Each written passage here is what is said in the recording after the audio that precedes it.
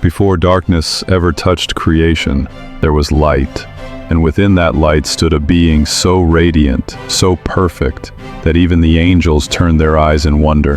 His name was Lucifer, the light-bearer. He was not born in sin or shadow.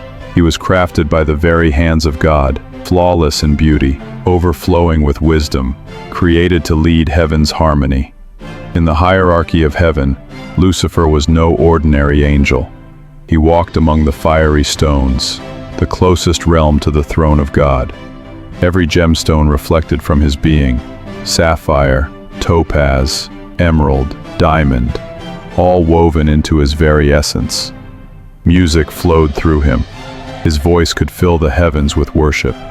He wasn't just part of the choir, he was the conductor of heaven's praise.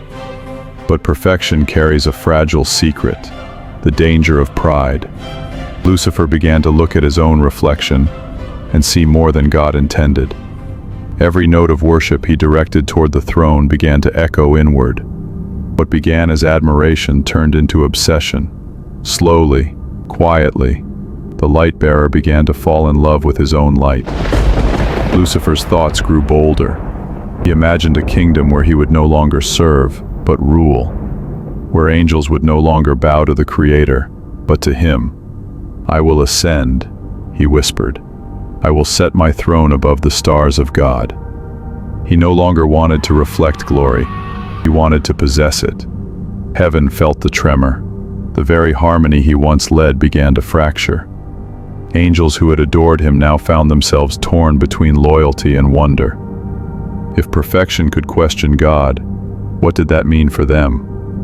Lucifer's pride was not loud. It was beautifully deceiving. He wrapped rebellion in the language of freedom. He called it self-expression, equality, enlightenment. And 1/3 of heaven listened. 1/3 believed the light-bearer more than the light himself. Then came the moment that changed eternity. In a realm beyond time, where love and justice coexist, God looked upon Lucifer, not with hatred but with sorrow. The one who once carried light had become the seed of darkness. And yet, God did not strike him down instantly. He allowed Lucifer's choice to unfold, because love cannot exist without the freedom to choose. The heavens shook as sides were drawn. Michael, the archangel of war, rose in defense of the throne. The once beautiful harmony of heaven turned into a storm. Lucifer, now consumed by pride, declared his intent: "I will not serve." And with those words, the first rebellion in creation's history began. What followed was not a battle of strength, but of loyalty.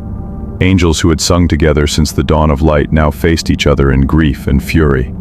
Heaven became a battlefield of fire and thunder, and when the smoke cleared, the morning star had fallen. Lucifer was cast out, stripped of his glory, his radiance shattered, his song silenced. But his fall was not the end. It was the beginning of something darker. Because when pride loses heaven, it seeks revenge on earth. And so began the curse. The light-bearer became the deceiver. The most beautiful creature in creation became the most dangerous. Lucifer, now called Satan, would no longer fight to ascend. He would fight to drag creation down with him. But before his vengeance could reach humanity, the heavens sealed his fate, and history prepared for the next chapter.